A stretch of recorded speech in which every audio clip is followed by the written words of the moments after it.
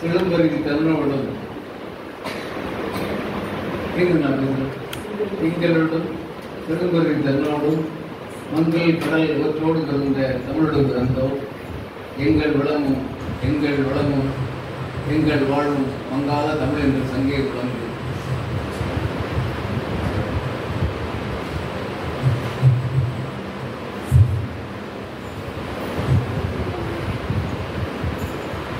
நல்லாரை காண்பதும் நன்றே, நல்லார் சொல் கேட்பதும் நன்றே, நல்லார் பண்பு உரைத்தலும் நன்றே, நல்லாரோடு இணங்கி இருத்தலும் நன்றே என்ற அவைப்பாட்டியின் சொற்கள் தான் என்னை இங்கே வரவழைத்திருக்கின்றன என்று சொல்லலாம். ஆகவேதான் நல்லவர்களாகிய உங்கள் அனைவரையும் பார்க்கின்ற ஒரு நல்வாய்ப்பை பெற்றிருக்கிறேன். இந்த வாய்ப்புக்காக இந்த கல்லூரியினுடைய செயலர், உதவி செயலர், முதல்வர், உதவி முதல்வர், தமிழ்துறை தலைவர், குறிப்பாக சுதேவி கல்லூரி தமிழ் பேராசிரியர்கள், தலைமை பொறுப்பிருக்கின்ற பேராசிரியை, மிக முக்கியமாக எனக்கு ஒரு 30 ஆண்டுகளாக நன்கு பரிச்சயம் உள்ள திருமதி பொன் கௌசல்யா அவர்கள் உங்கள் அனைவருக்கும் CBIS அகாடமி சார்பில் வணக்கத்தை மகிழ்ச்சியை தெரிவித்துள்ளேன். 3 முப்பெரும் நிகழ்வுகளை ஒரு இணைத்து ஒரு உன்னதமான வீரமான விழாவாக அமைத்திருக்கிறார்கள்.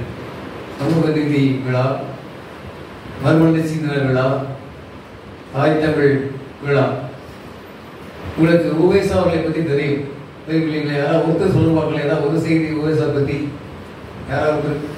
உவேசா எஸ் உத்தமதானபுரம் சுப்பையா ஐயருடைய மகன். அப்புறம் சாமநாதர், அவ்வளோதான். அதுவே தெரிஞ்சாலே போதும். அவர் சாதாரணமாக ஒரு கிராமத்தில் பிறந்தவர். ஆனால் தமிழ் மீது ஒரு தீராத காதல், தீராத ஒரு ஆசை, ஆவல். அதனால என்ன பண்ணாருன்னா, நம்ம சொத்தெல்லாம் இன்னைக்கு நிறைய சொத்து இருக்கு, பெரிய சொத்து, சங்கலிக்கு சொத்தெல்லாம் சாதாரண விஷயம் இல்லை. ஆனால் அதையெல்லாம் இன்றைக்கு இருக்கின்ற வடிவத்திலே இல்லை. ஓலைச்சுவடிகளே இருந்தன. அந்த காலத்தில் ஓலைச்சுவடிகள்லாம் அதில் ஊர்தூரா போய் மிகவும் கஷ்டப்பட்டு சூர் இல்லாமல் தண்ணி இல்லாமல் சுற்றி ஒரு 3000 ஓலைச்சுவடிகள் எல்லாம் சேர்த்து அதை புத்தகமாக பதிப்பித்தார். புத்தகமாக பதிப்பித்து ஒரு நூலகத்தை உருவாக்கினார். அவ்வளவு பெருமை. ஒரு சாதாரண கிராமத்து மனிதர், பள்ளி ஆசிரியர், பிறகு கல்லூரி ஆசிரியர். அவர் சிறப்புக்கு இந்த முகத்தான் தான் நம்முடைய தமிழக முதல்வர்கள் அவருடைய பிறந்த நாளை மறுமலர்ச்சி தினமாக கொண்டாடுகிறோம். ஆகவே நாம் மிகவும் நன்றியுடையவர்களாக இருக்கிறோம். எப்படி இறைவனுக்கு நன்றி சொல்கிறோமோ அதே போல அப்படிப்பட்ட தமிழ் தொண்டு புரிந்த அனைவருக்கும் நாம் நன்றி சொல்ல வேண்டும். அந்த வகையிலே உபவாசங்கள் எல்லாம் நீங்கள் படிக்க வேண்டும், நாம் படைக்க வேண்டும். அவர் தெரிந்து கூட நாம் தேட வேண்டிய அவசியம் இல்லை. அதுபோல தொண்டு செய்து படுத்த படம் யாரும் சொல்ல போகலாம். அந்த பாட்டு யாராவது தெரியுங்களா? பாரதிதாசனுடைய பாடல். தொண்டு செய்து படுத்த படம் துயராடி மார்பில்களும். இடத்துல யாராவது சொன்னீங்கன்னா மகிழ்ச்சி. தொண்டு செய்து படுத்த படம் துயராடி மார்பில்களும், மண்டை சிறப்பை உலகு தொழும் மனச்சுவையில் கல் திருத்தி எழும்பர். இந்த தொண்டு செய்து படுத்த படம் சொல்றாங்க இல்லைங்களா? அந்த மண்டை சிறப்பு பெரிய மூளையவர். உலகத்தில் மகாத்மா காந்தி இலக்கியம் படித்தார்கள், நல்ல செய்திகள் சொன்னார்கள். தால்ஸ்டாய் திருக்குறளை படித்தார்கள், அருமையான செய்திகள் எடுத்து சொன்னார்கள். பெரியார் பெரிய படிப்பாளி கிடையாது, ஆனால் சுயமாக சிந்தித்தவர். இந்த சமூகத்துக்காக, இந்த சமூகம் நாகரிகம் அடைய வேண்டும் என்பதற்காக இரவு பகலாக ஏற்பதை 94 வயது வரை கடைசியில் முடியாட்டி கூட இந்த சிறுநீர் குப்பையை தூக்கிட்டே கூட உருவா போனார். கடைசியில் சாகும் போது கூட என்ன சொல்றாரு, என்னுடைய பணிகள் இன்னும் முடியவில்லை, இன்னும் முழுமையான படி முடியாமலேயே நான் போய்விடுவேன் போட்டு வருத்தப்பட்டிருக்கு. அதாவது அந்த மண்ணுக்காக ஒரு ஒரிஜினலான சொல்ல பார்த்தீங்களா, சுயமாக சிந்தித்த மனிதர் பெரியார். அதனாலதான் அவருடைய பிறந்த நாளை தமிழக அரசு சமூக நீதி நாளாக கொண்டாடுகிறது. அடுத்து தாய்மொழி தினம். தாய்மொழி நிறைய விஷயம். தாய்மொழி என்பது சாதாரண விஷயம் இல்லை. 2000-3000 ஆண்டுகள் நமக்கு ஒரு கலாச்சார ஒரு பாரம்பரியம் இருக்கிறது. எல்லாத்துலையும் பார்த்தீங்கன்னா இன்றைக்கு நம்ம தமிழ் இலக்கியத்தில் என்ன உரிமை பொருளாக, சமூக நீதி பொருளாக என்ன சொல்கிறது என்கிற தலைப்பு தான் சொல்லியிருக்கிறாங்க. தலைப்பு தானேங்க, என்ன சொல்லியிருக்கீங்க? தலைப்பு செம்மொழியும் சமூக நீதி. எங்கிருந்து பார்த்தோம்னா நம்ம செய்தியை எடுத்து பார்க்கலாம், கணக்கு எடுத்து பார்க்கலாம், ஒரு பாஞ்சாலி பார்க்கலாம். அவங்கெல்லாம் சாதாரண பொருள் அல்ல. ஒரு மாபெரும் கணவனை பார்த்து அன்றைக்கு போறாப்படி அப்படியே ஒரு கண்ணீர் கோலமா அப்படியே போறாங்க. அவர் பார்த்துட்டு கேட்கிறாரு, அந்த அரசர் கேட்கிறாரு, பாண்டியம்மன் நீருடன் கண்ணீரும் வந்தனை யாரையோ நீ மடக்கொடி. அப்படியே கண்ணீரத்தோட வந்திருக்கே யாரையோ நீ மடக்கொடி அப்படின்னு கேட்கிறாங்க. அந்த அம்மாவுக்கு அந்த கோபத்தை பார்த்தீங்கன்னா முட்டாள் கோயிலா அப்படிங்கிறாங்க.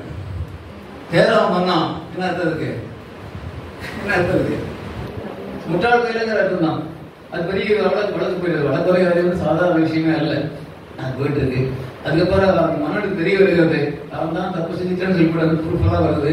அப்புறம் என்ன பண்றாரு? எஸ், விழுந்து செத்து போயிட்டானுங்கிறது தான் செய்தி இல்லைங்களா? அப்படிதான் யோசியா கீழே இருந்து செத்து போயிட்டா அப்படின்னு சொல்றாங்க. இளங்கோவடிகள் அப்படித்தான் சொல்றாரு. நான் குத்தம் பண்ணிட்டேன், யாரும் அரசன் யானே கல்வன் அப்படின்னு சிந்திச்சு கீழே விழுந்து இறந்து போயிட்டார் அப்படின்னு சொல்லி செய்தி இளங்கோவடிகள் அப்படித்தான் எழுதுறாரு. நான் ஒரு நல்ல பள்ளிக்கூடத்தில் படிச்சேங்க. அந்த பள்ளிக்கூட ஆசிரியர் சொன்னார், 7ஆம் கிளாஸ் 8ஆம் கிளாஸ் கீழே விழுந்தார், சாகல, செத்து விழுந்தான் அப்படின்னா. விழுந்து சாகல, விழுந்து செத்தானா விழுந்துடும், அப்படி செத்துருக்கலாம். செத்து விழுந்தான், நாம் நீர் தேவரை விட்டு கேட்ட உதவி செத்து போயிட்டார், அப்புறம் விழுகிறார். எவ்வளவு பெரிய விஷயமா இருக்கு. அப்ப அந்த சொற்களுக்கு நீ நேரா வாங்கன்னு சொல்ல அந்த வலுவுக்கு இல்லைங்களா, மிகப்பெரிய வலு. அதே மாதிரி நம்முடைய பாஞ்சாலி, யாராவது பாஞ்சாலிக்கு ஒரு வரி சொன்னீங்கன்னா மகிழ்ச்சி. பாஞ்சாலியோட சபதத்திலிருந்து யாராவது ஒரு வரி யாராவது சொன்னா முக்கிய மகிழ்ச்சி. யாராவது சொல்லுங்க, வேற சரி சொன்னாலும் மகிழ்ச்சி. எஸ், சும்மா இயல்பா சொன்னாங்க. பாஞ்சாலியோட சபதங்கிறது இன்னைக்கு வரைக்கும் அந்த சபதம் இருந்து விடவே தான் இருக்கிறது. இன்னும் அது தீர்வு கிடைக்கல. சபதம் இன்னும் நிறைவேறவில்லை என்று கூட சொல்லலாம். அதுக்கப்புறம் வரும் யாராவது சொல்லுங்க, யோசனை கூட சொல்லலாம். நீங்க பாரதிதாசன் உங்களுக்கு தெரியும். பாரதிதாசன்ல ஒரு படை சொல்றீங்க, ஒரு சொல்லுங்க. ஒரு மாமியார் வந்து ஒரு ஜோசியர்கிட்ட போறாங்க. ஒரு பெண்மணி அவங்க மாமியார் ஆகிறாங்க. ஒரு ஜோசியர்கிட்ட போறாங்க. அதாவது ஜோசியர் கேட்கிறாங்க, ஜோசியர் என் மருமகள் கர்ப்பமாக இருக்கிறாள், அவளுக்கு ஆண் குழந்தை பிறக்குமா பெண் குழந்தை பிறக்குமா? இந்த கேள்வி அன்று மாற்றம் இன்றைக்கு வரைக்கும் இருக்கிறது. மாமியாருக்கும் மருமகளுக்கும் சண்டை இருந்தாலும் கூட பிறக்கிற குழந்தை பேரனாக இருக்க வேண்டும் என்கின்ற எண்ணம் இன்னைக்கு இருக்கு. இருக்குதா இல்லைங்களா? நிறைய கிராமங்கள் இன்னைக்கு இருக்கு, நிறைய வீடுகள் இருக்கு. அது அறியாம தான். இப்படி அந்த அம்மா கேட்கிறாங்க. அதாவது பாரதிதாசனுக்கு ஜோசியத்தில் நம்பிக்கை இல்லை. ஆனா அந்த அம்மா கேட்கிறாங்க, என் மருமகளுக்கு ஆண் குழந்தை பிறக்குமா பெண் குழந்தை பிறக்குமா, என்ன குழந்தை பிறக்கு அப்படின்னு. ஜோசிகாரங்க ஒரு கிண்டலுங்க. பெண் குழந்தை பிறந்தால் என்ன செய்வீர்கள்? என்ன சொல்ல முடியும்? நம்மலாம் பெண் குழந்தை என்ன பண்ணுவீங்க? என்ன சொல்லுவாங்க? சாதாரண என்ன சொல்லுவாங்க? மகிழ்ச்சி அடைவாங்க, இல்ல தான் சொல்லுவாங்க. அந்த பாரதிதாசனுடைய அந்த மாமியார் சொல்றாரு, பெண் குழந்தை இருந்து விட்டால் மண்ணில் விட்டால் மாசுபடும் என்று சொல்லி கண்ணில் வைத்து காத்துக்குவேன் அப்படிங்கிறார். பெண் குழந்தை இருந்து விட்டால் மண்ணில் விட்டால் மாசுபடும் என்று சொல்லி கண்ணில் வைத்து காத்துக்குவேன்னு சொல்றாரு. அப்படி காக்கப்பட்டதால் தான் நீங்களும் வந்திருக்கீங்க. நம்ப முடியாதுல்ல, சொல்லுங்க. விஷயம் அப்படி காக்கின்றோமா அப்படின்னு சொல்றாங்க. அப்படி காக்கின்றோமா அப்படிங்கிறத பெரிய விஷயம். திருக்குறள் வந்து 1330 1330 திருக்குறள் இருக்கிறதா எல்லாரும் சொல்றாங்க. கௌசல்யா எல்லாம் சொல்றாங்க, அடிக்கடி சொல்றாங்க. அதுல முக்கியமா வந்து ஒரு 3 வார்த்தைகள் நிறைய பேர் பிடிக்காது. கற்க கசடத கற்பவை கற்றவின், அந்த 3 வார்த்தை பிடிக்காது. நிற்க அதற்கு தக, அதான் நமக்கு பிடிக்காத வார்த்தை. உலகத்தில் 99% மக்களுக்கு பிடிக்காத வார்த்தை திருக்குறள்னா அது 3 வார்த்தை தான். நிற்க அதற்கு தக. அப்ப அந்த கண்ணில் வைத்து காப்பாற்றப்படுகிறாங்களா பாருங்க. நேற்று கூட பாத்தீங்கன்னா கோவையில ஒரு 17 வயசு பொண்ணு ஒரு 7 பசங்க சேர்ந்து சிறையில் எடுத்து வச்சு எல்லாம் கலாட்டம் பண்ணியிருக்காங்க. இது எப்படி நடக்கிறது? நம்ம சமூக நீதி பேசுறோம், மறுமலர்ச்சி பேசுறோம், உலக தாய்மொழி பேசுறோம். இந்த சமூகத்துல இந்த நிகழ்வுகள் எப்படி நடக்கின்றன? இதற்கு எதிராக நம்ம என்ன பண்றோம்? திருக்குறள் 1330 குறளையும் சொல்லக்கூடிய ஆட்கள் இருக்கிறாங்க. நிற்க அதற்கு தக, எங்காவது எவ்வளவு பேர் நிற்கிறாங்கன்னு பெரிய கேள்வி. அதுக்கு என்ன பண்ணலாம் அப்படிங்கிறத செய்தி. அது நிற்பதற்கு என்ன பண்ணலாம்? இந்த மாதிரி பெண்களின் மீது வன்கொடுமை, பாலினங்கள் கொடுமை நடக்காமல் இருந்தும் என்ன செய்யலாம்? ஏதாவது சொல்லுங்க, ஒரு தீர்வு. ஏதாவது சொல்லுங்க, என்ன பண்ணலாம்? இது மாதிரி ஒரு வக்கரமான குணங்கள் இருக்கு இல்லையா ஆண்களுக்கு? ஆண்கள் பெண்களை வந்து சதைகளாக தான் பார்க்கறாங்க. இது ஒரு ஜீவனாக பார்ப்பதற்காக வாய்ப்பே இல்லை. என்ன காரணம்? எப்படி தீர்ப்பது? எதுக்காக ஒரு தீர்வு யாராவது சொல்லி பார்க்கலாம்? சட்டம் கடுமையாக்கலாம். ஒண்ணு அப்புறம் சும்மா சொல்லுங்க, ஃப்ரீ டு டாக், பேசுங்க, இயல்பா பேசுங்க. தண்டனை கடுமையா இது ஒண்ணுதான். சரி, பரவாயில்ல. மகிழ்ச்சி. அடுத்தது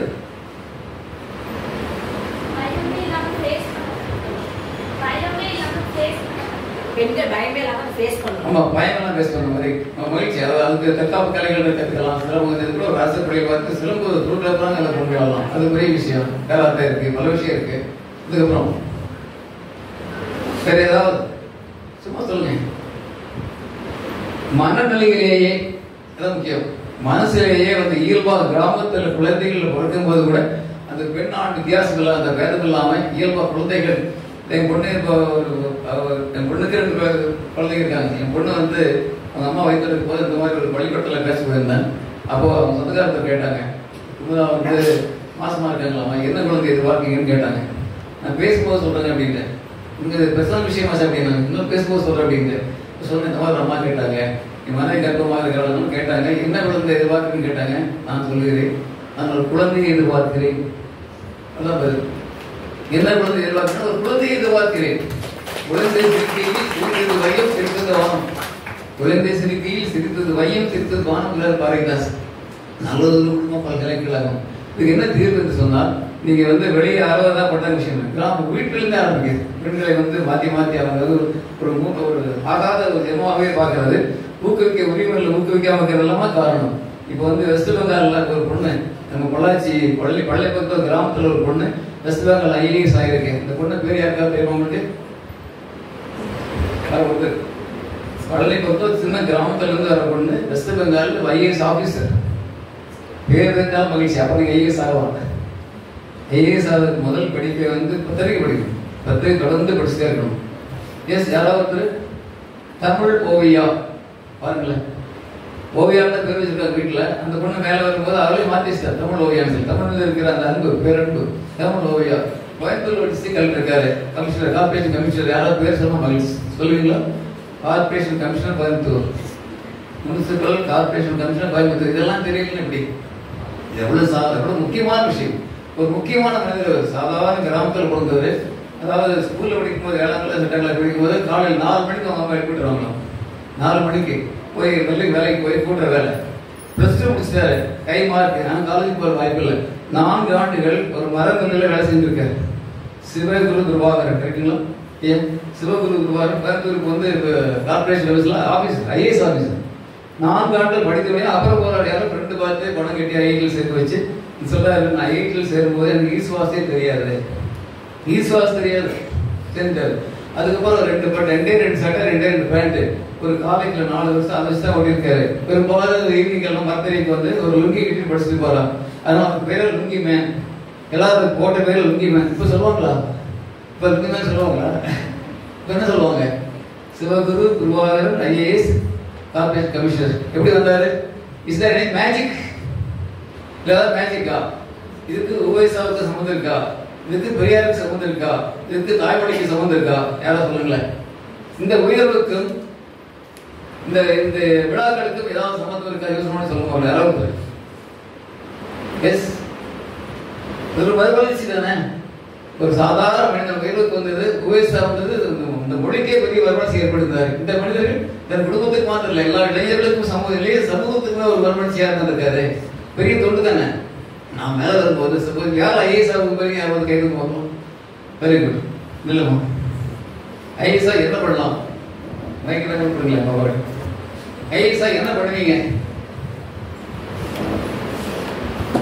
என்னெல்லாம் பண்ணலாம் சும்மா சொல்லுங்க சார். இப்போதைக்கு இந்த ஸ்கூல் ஸ்டூடண்ட்ஸ் சிலபஸ் மாத்தலாம் சார். சிலபஸ் மாத்தலாம். தமிழ் மீடியத்தோட ஏதாவது சிபிஎஸ்இ ஃபுல்லா மாத்திடலாம் சார்.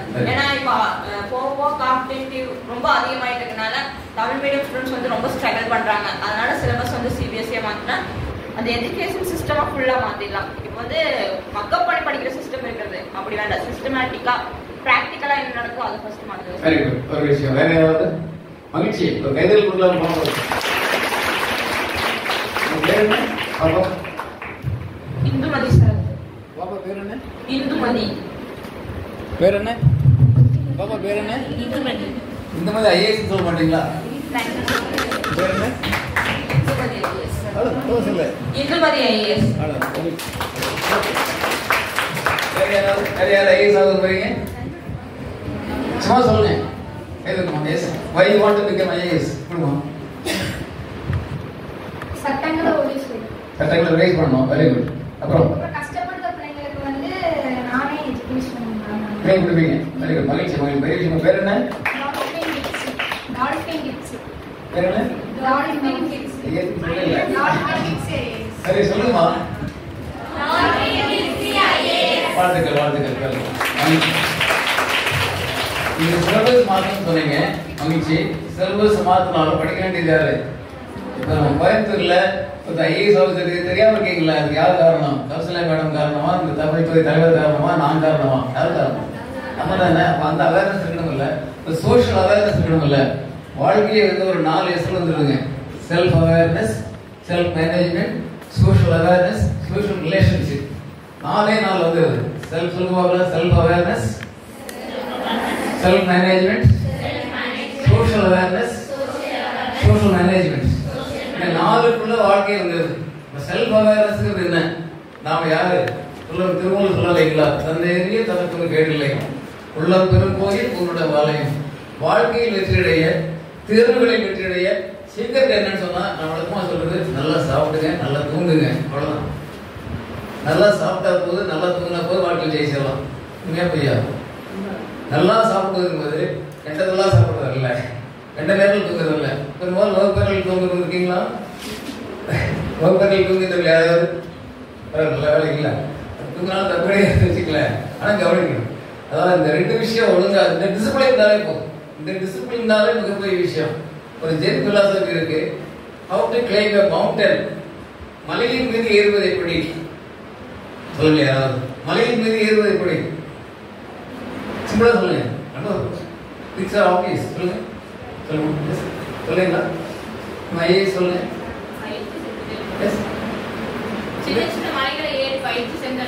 குதிரைகளை பயிற்சி கொடுக்கலாம், அப்படி போயிடலாம், ஸ்டெப் ஸ்டெப்பா ஏறலாம், அப்புறம் கை திருப்பி ஏறலாம், ஒரு ஹெலிகாப்டர் இருந்தா மேல போயிட்டு இறங்கலாம். அதெல்லாம் தானே, அவ்வளவுதானே. ஜென் பிலாசபி சொல்லுது, மலையின் மீது ஏறுவது எப்படி?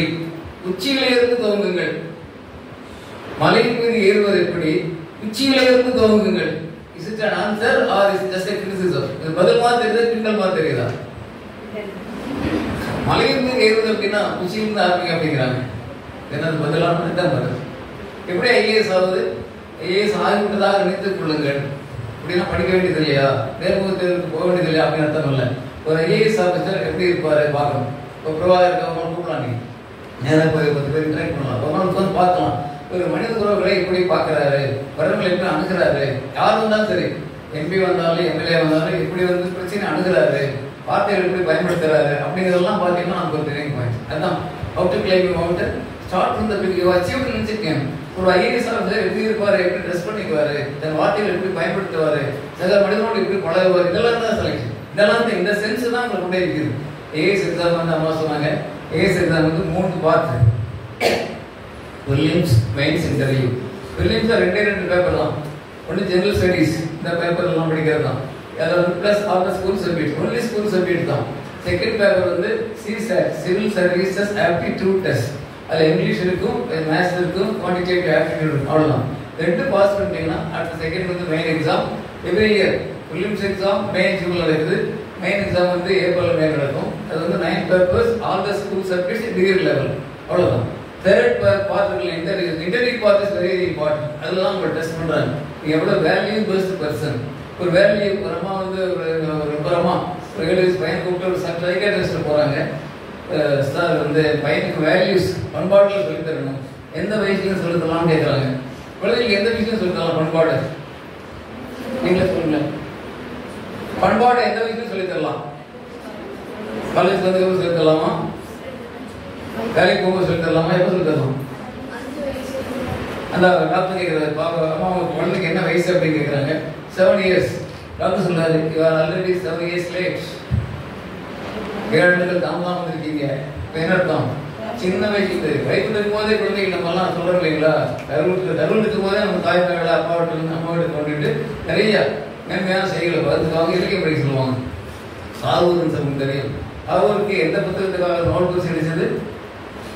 எஸ், ஒரு தமிழ் இலக்கியம் கிடையாது, இருந்தாலும் ஒரு பெரிய இலக்கிய மாபெரும் இலக்கியவாதி, நோபல் பரிசு வாங்கியிருக்காரு. எந்த படைப்புக்காக அவருக்கு நோபல் பரிசு கிடைத்தது? இதெல்லாம் தான் ஐஏஎஸ்க்கான கேள்வி.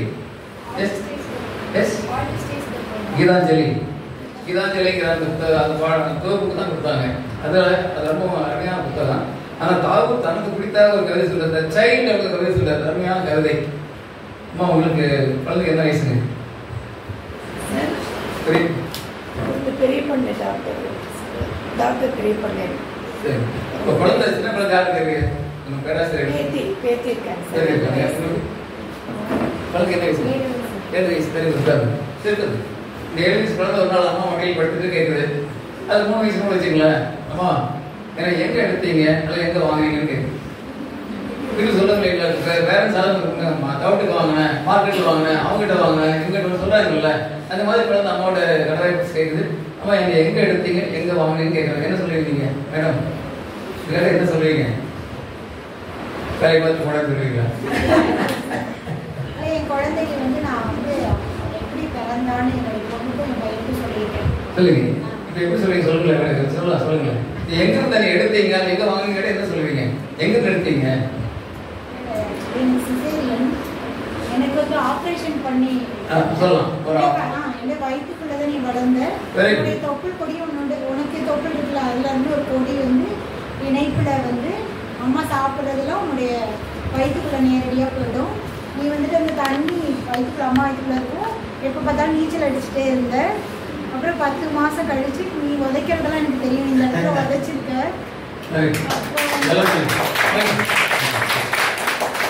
கம்ப்ளீட் ப்ராசஸ் சொல்லிட்டாங்க இல்லைங்களா? ஒரு அருமையான விஷயம். அதில் மறுபடியும் எதுவுமே கிடையாது. உண்மை எதார்த்தமா சொல்றேன். தாகூர்ல இந்த அம்மா கேட்க அந்த ஒரு குழந்தை கேட்குற அம்மாட்ட, அம்மா என்னை எங்க இருக்கீர்கள்? தாகூர் சொல்றாரு. இது நல்ல பதில், எதார்த்தத்துக்கு தான் உண்மையான பதில் கூட. அந்த பதில் நல்ல பதில் தான். அந்த அம்மா சொல்றாங்க, அந்த அம்மா என்ன ஆயிட்டாங்கன்னா இந்த மாதிரி குழந்தை கேட்ட உடனே தாகூர் சொல்றாரு, அந்த தாய் ஒரு வானவெளி நிலைக்கு போய்விட்டாள். வானவில் வருகிற போது வெயில் அடிக்கும், மழையும் இருக்கும். பார்த்துருக்கீங்களா? ஸோ வானவில் நிலையில அந்த மாதிரி இருந்தாங்க. கண்களிலே கண்ணீர், ஆண்முறை கண்ணீர், புதுநிலை புன்னகை. அந்த நிலைக்கு அந்த மாதிரி போயிட்டாங்க அப்படிங்கிறாங்க.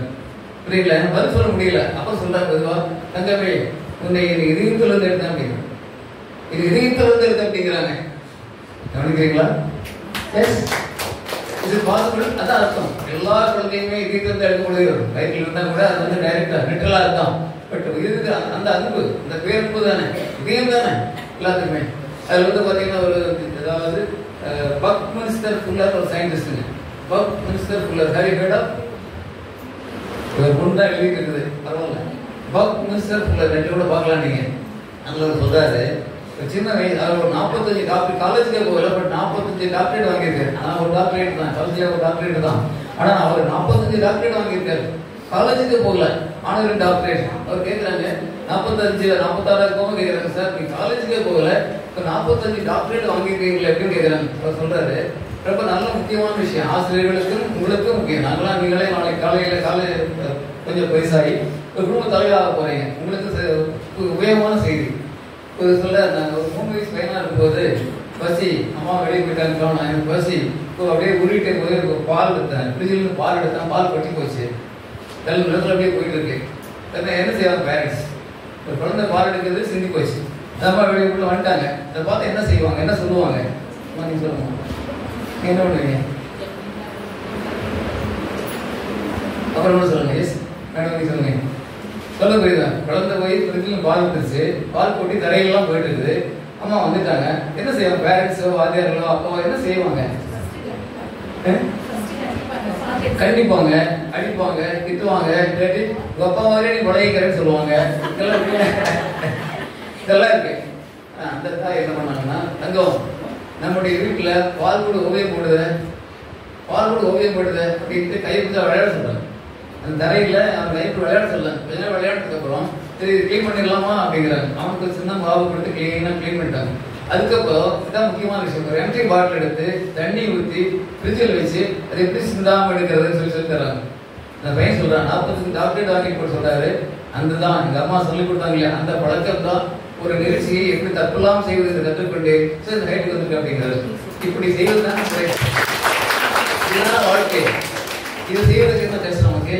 இந்த பொறுமை இருக்கு இல்லையா, அந்த பொறுமை திடீர்னு இருந்த குழந்தைகிட்ட அதான் அர்த்தம் இல்லைங்களா? அப்படி கொண்டு வரல. அவர் சொல்றாருங்க, இந்த பக்மன் சார் சொல்றாரு, எந்த பிள்ளையும் விபத்தால் பிறந்ததல்ல. No child is born out of accidents. Every child is well planned, properly positioned and well gifted. புரியுதா உங்களுக்கு? திட்டமிட்டு உலகத்துல பணம் குறைஞ்சிட்டாங்கல்ல. இந்த கல்லூரிக்கு வந்திருக்கீங்களா? நீங்க திட்டமிட்டா வந்துருக்க முடியாதுல்ல. பேரண்ட்ஸ்க்கு எத்தனை கனவு இருந்திருக்கும், இந்த வாய்ப்பு எத்தனை பெண்களுக்கு கிடைச்சிருக்கு. இப்படி ஒரு நல்ல கல்லூரிக்கு வருவதற்கு, இங்கே படிப்பதற்கு எத்தனையோ பெண்களுக்கு வாய்ப்பு இல்லை. என்ன பண்ணணும்? படிக்கணும், படிக்கூடாது, படிக்கணும். அவர் சொல்ல பாருங்களேன், you are the designer, you are the designer of the future. நீங்க வந்து எதிர்காலத்தை திட்டமிடக்கூடிய வல்லமை உங்களுக்கு இருக்கிறதுன்னு சொல்றாங்க. இன்னொருத்தர் வந்து ஐசக் இசிடார் 1944 சயின்டிஸ்ட், நோபல் பிரைஸ் வாங்குறாரு, பிசிக்ஸ்க்கான நோபல் பிரைஸ் வாங்குறாரு. அவர்கிட்ட கேட்குறாங்க, நீங்க எப்படி இவ்வளோ ஹைட்டுக்கு வந்தீங்க அப்படின்னா அவர் சொல்ல, எல்லா குழந்தைகளும் வீட்டுக்கு வரும்போது பேரண்ட்ஸ் கேட்கறது இன்னைக்கு என்ன ஹோம்ஒர்க் நம்ம எச்சரிச்சிருவாங்க. அந்த சயின்டிஸ்ட் சொல்றாரு, எங்க அம்மா கேட்கவே மாட்டாங்க. என்ன கேட்பாங்க, இன்றைக்கு புதிதாக என்ன கேள்வி கேட்டாய், நீ கேள்வி கேட்டாயா, உங்கள் சொல்லியா பதில் சொன்னார்களா, அவ்வளோ விஷயம். நீ புதிதாக என்ன கேள்வி கேட்டாய் அப்படின்னு கேட்பாங்க. இந்த கேள்வி கேட்கிற மனது தான், அந்த மென்டாலிட்டி தான் மேட் மீ பிகம் எ சயின்டிஸ்ட். பகுத்தறிவு இருந்ததெல்லாம் நீங்க சொல்லினா ஐயா சொல்லிடுவாரு. பகுத்தறிவு இருந்ததெல்லாம் கேள்விகள் கேட்கறதுனாலே. கேள்வி கேட்கணும் இல்லையா, நம்மள கேட்கணும். உங்களுக்கு ஜிபிஎஸ் தெரியும் இல்லையா? ஜிபிஎஸ்னா என்ன சொல்லுவோம்? குளோபல் பொசிஷனிங் சிஸ்டமா, ரைட்? ஐஜிபிஎஸ் கேள்விப்பட்டீங்களா? ஐஜிபிஎஸ் இதுதான் லைஃப். ஐஜிபிஎஸ் உங்களுக்கு வந்து நீங்க தெரிஞ்சுட்டீங்கன்னா life success 100% success. Can anybody help me? IGPS இது ஒரு 3 days முன்னாடி கல்லூரியில் பேசுகிறேன் கேட்டோன்னே ஒரு நேரம் நாங்கள் இருக்கணும்னு சொல்லிடுச்சு. அப்புறம் நான் கைதுக்கு எல்லாம் இருந்தேன். அப்புறம் பக்கத்தில் கொண்டு சொல்லி சார் வந்து நெட்டு பாஸ் சொல்கிறாங்க அப்படின்னு. அதான் சொல்கிறாங்க, நெட்டு பாஸ் சொல்கிறாங்கல்ல. இன்னர் ஜிபிஎஸ் உள்ளுக்குள்ளே எப்படி போகிறது இல்லையா? ஜிபிஎஸ் நமக்கு தெரியும், காந்திபுரம் போகணும்னா போயிடலாம், ஜிபிஎஸ் போகணும். இன்னர் ஜிபிஎஸ் உள்ளே போகிறது என்ன பண்ணலாம், அந்த ஜிபிஎஸ் போகணும், அது என்ன பண்ணணும், நீங்கள் உள்ளே போகிறது தெரியணும். ஒரே ஒரு நிமிஷம் உங்களுக்கு, நான் ஒரு 2 நிமிஷம் உங்களுக்கு ஒரு time. Please close your eyes. Please, all of you, please close your eyes, including the faculty members. Please, madam, please close your eyes. Close பண்ணிட்டு உள்ளே மூச்சு நோக்கணும். மூச்சை மேலெடுக்கிற போது ஐ லவ் மீ, நான் என்னை நேசிக்கிறேன்னு சொல்லுங்க. மூச்சை வெளிவிடும் போது தேங்க்யூ, நன்றின்னு சொல்லுங்க. ஸோ இன்ஹேல் பண்ணும்போது ஐ லவ் மீ, எக்ஸ்ஹேல் பண்ணும்போது தேங்க்யூ. ஒரு 10 தடவை பண்ணி பார்க்கலாம், கண்ணை மூடிட்டு.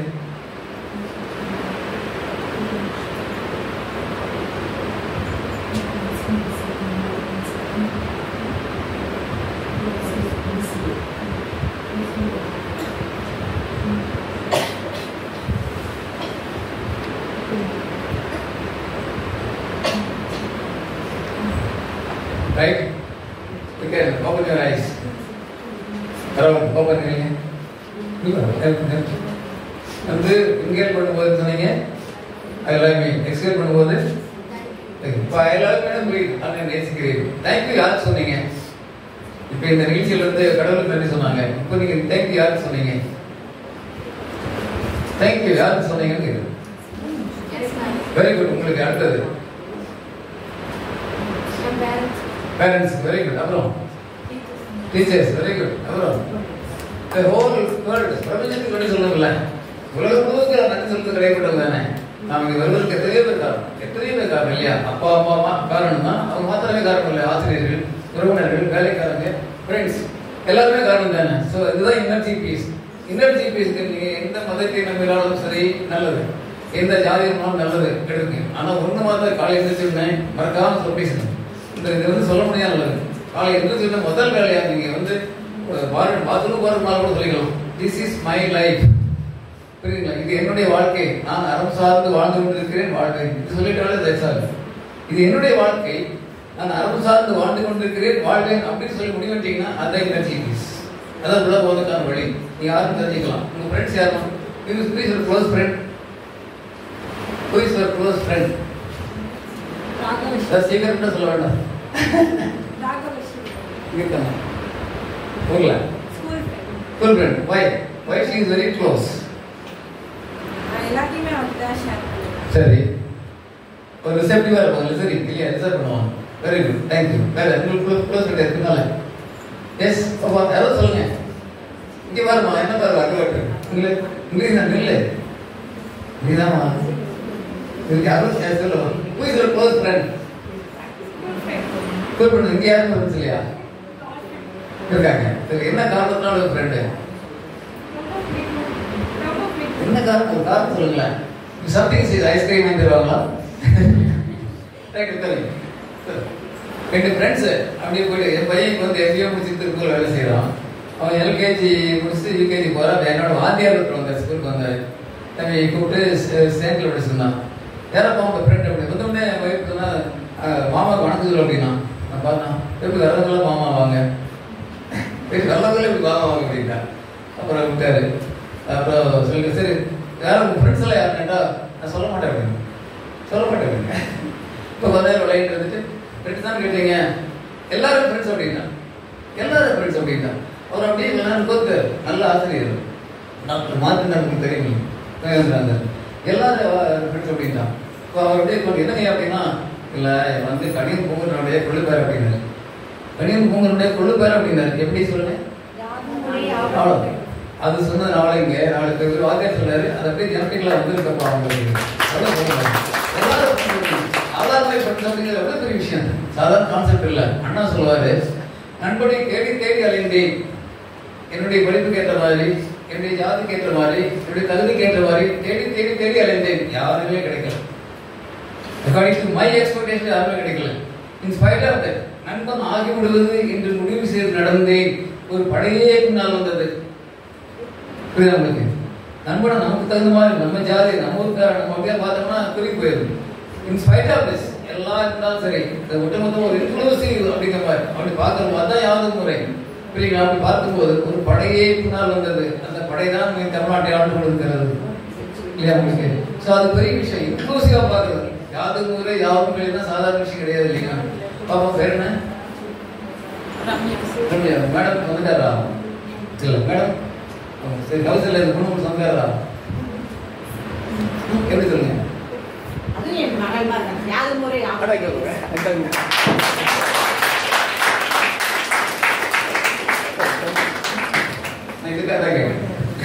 சொன்னா மாத்திரம் வந்தாதுல்ல சொல்லுங்க மகள் மாதிரி யாதவ வரை சொல்றாங்க இல்லைங்களா? சொன்னா மாத்திரம் வந்தாரு பார்க்கணும்ல.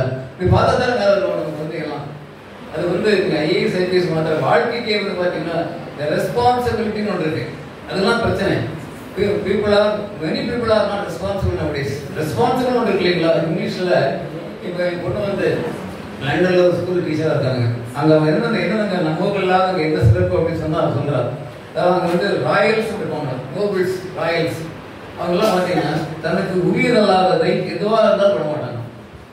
தனக்கு உரியது அல்லாததை அது எதுவாக இருந்தாலும் விட மாட்டாங்க. எவ்வளவு நாகரிகம் பாரு. அது தங்கமா இருக்கலாம், ஒரு பெண்ணா இருக்கலாம், ஆணா இருக்கலாம், சொத்தா இருக்கலாம். நமக்கு உரியது அல்லாத தொடவே மாட்டாங்க, திரும்பியே பார்க்க மாட்டாங்க. அதுதான் நாகரிகம் இல்லைங்களா? அந்த நாகரிகம் தான் எஜுகேஷன். அது வருது தான் எஜுகேஷன். அப்படி இல்லைன்னு வச்சுங்களேன், படித்தவன் பாவம் சூது பண்ணினால் தமிழ் சொல்லுதல்ல, படித்தவன் பாவம் சூது பண்ணினால் போவான் ஐயோ என்று போவான். வாத்தியார் சொல்றார் படித்தவன் பாவம் சூது பண்ணினால் போவான் ஐயோ என்று போவான். ஒரு பெரிய சாப்பிடணுமா சொல்றார். படிச்சது என்ன பண்ணணும்? விவேகானந்தர் சொல்றார் every man a traitor, well educated and the cost of million poor. If you don't pay least attention you are a traitor. கோடிக்கணக்கான மக்களுடைய உழைப்பால் கல்வியற்று விட்டு அவர்களை திரும்பி கூட பார்க்காத படித்ததாக சொல்லுகின்ற ஒவ்வொருவனையும் நான் துரோகி என்று சொல்றாரு. சொல்லக்கூடாதுல்ல. நம்முடைய பங்களிப்பு என்ன? கிராமத்து சோர்ந்தவங்கெல்லாம் பெரும்பாலும் கிராமம் தான் வந்திருக்கீங்க. ஏதாவது லண்டன் வந்திருக்கீங்களா? எப்படி London, America, yes Delhi, Bombay number தானே. பெரும்பாலும் கிராமத்துல வரவங்க தான் நம்ம இருக்கோம் இல்லையா? கிராமத்துல கிராமத்து சேருதான் எனக்கு சோறானது சொல்றாரு. கிராமத்து சேருதான் கிராமத்து சேருதான் எனக்கு சோறானது. கிராமத்து உழைப்பு தான் எனக்கு கல்வியானது. கிராமத்து பிரச்சனைகள் தான் எனக்கு இலக்கியமாயின. நான் கிராமத்துக்கு என்னாக இருக்கிறேன்? திருப்பி சொல்லுவீங்களா? கிராமத்து சேருதான் எனக்கு சோறானது. கிராமத்து உழைப்பு தான் எனக்கு கல்வியானது. கிராமத்து பிரச்சனைகளால் எனக்கு இலக்கியமாயிருக்கின்றன. நான் கிராமத்துக்கு என்னாக இருக்கிறேன்? இந்த கேள்வியை கேட்டு பதில் கிடைச்சுன்னா நீங்க இன்னொரு ஜிபிஎஸ் உங்க இடத்துக்கு ரீச் ஆகிட்டே இருக்கும். நீங்க இன்னொரு ஜிபிஎஸ் கண்டுபிடிச்சு உங்க இடத்துக்கு நீங்க போயிட்டீங்கன்னா இந்த கிராமத்தை இந்த தேசத்தை நான் முன்னேற்றாவிட்டால் யார் முன்னேற்றுவார்கள்? இப்போ நான் ஒரு வறுமை சார்ந்த குடும்பத்துக்கு வந்திருக்கேன்னு அது பெருமை இல்லை. நான் தான் கடைசி மனிதனாக வறுமையோடு வாழ்ந்த கடைசி மனிதனாக அந்த குடும்பத்தில் கடைசி மனிதனாக தான் இருக்கும். எனக்கு அப்புறம் என் குடும்பத்தில் யாரும் வறுமையாக இருக்கக்கூடாது. இப்போ என்ன பண்ணலாம்? எஸ் நோட்டிக்கலாமா? எஸ் மந்திரி ஆயிடலாமா? என்ன பண்ணலாம்? ஒரே விஷயம் படிக்கலாம். எப்படி நம்முடைய எக்ஸாம்பிள் டைரக்ட் எக்ஸாம்பிள் டவுன்ஹால் இருக்கிற நம்ம சிவ பிரபாகர் இல்லைங்களா? அதே மாதிரி ஓவியா சாதாரண கிராமத்தில் வந்துருக்காங்க. சாதாரணமாக கிராமத்தில் வர்றது ஐஏஎஸ் ஆகிறாங்க.